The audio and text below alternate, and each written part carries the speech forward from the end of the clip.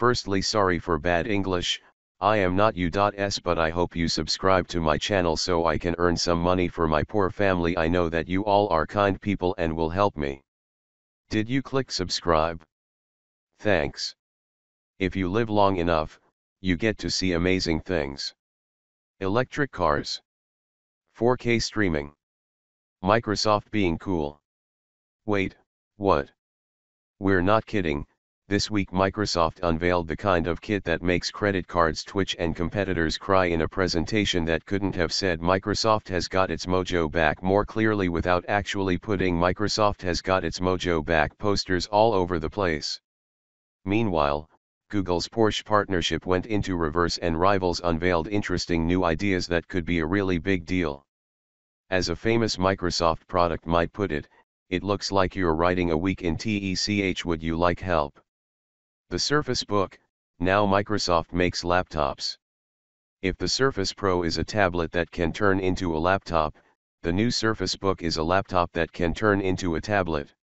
Its rotating, removable screen enables you to use it in tablet mode, laptop mode, or presentation mode, and it has impressive specs to match the clever design.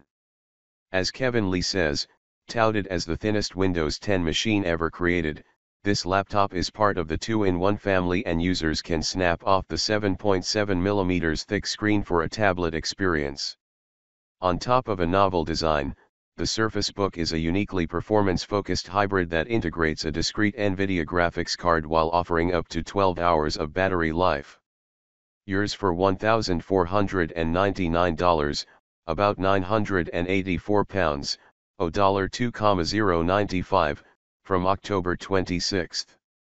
And the sequel to the Surface Pro 3 is called the Surface 4. Sorry if we raised your expectations there.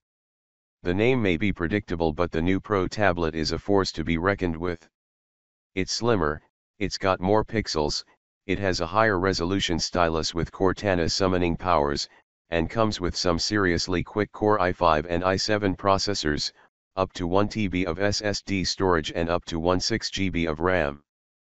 Prices start at $899, £749, $1,349, and once again, it'll be shipping on October 26.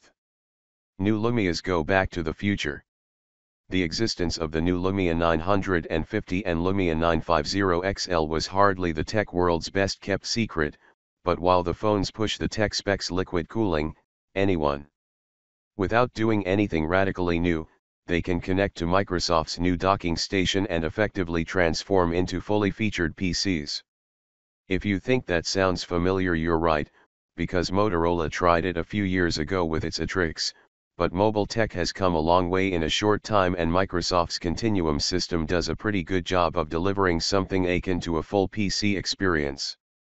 Putting the band back together. Microsoft has given its band a makeover. The Microsoft Band 2 is Kavya, better looking, and its sensor capabilities have been bumped up too, but the price is a pretty reasonable $249, likely to be £249, $350. Coming in at a slightly higher price is the HoloLens Developer Kit, which costs a cool $3,000 per set. Microsoft is asking developers to apply for access to the limited program, with the first dev kits shipping early in the new year. Ninja Cats, Doges, and Thunder. Microsoft's event wasn't just about unveiling cool new hardware. It was about funny stickers, digs at Apple and shouts of "Bring the Thunder." If you took these quotes from 50 Shades of Grey or the Apple iPhone SIXS event quiz, you'll know the fun that can be had with out-of-context quotes, so you'll be delighted to discover that we've gathered the best ones from the Microsoft event, along with a picture of a really fantastic hat. Porsche goes into reverse gear over Android Auto.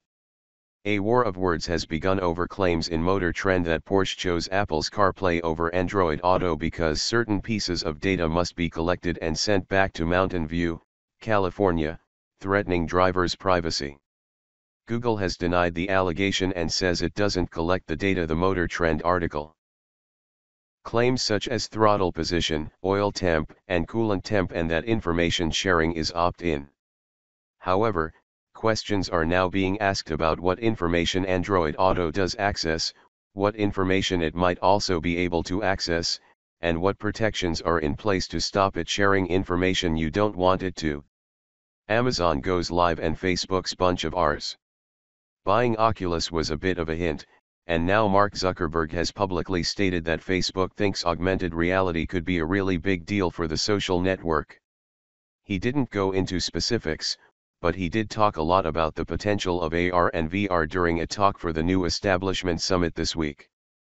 Meanwhile, Amazon has made some interesting moves in the real world. It's blocked its sellers from shifting Apple TVs because they don't support Prime Video, and it looks like it might launch its own live TV service before Apple's one gets off the ground.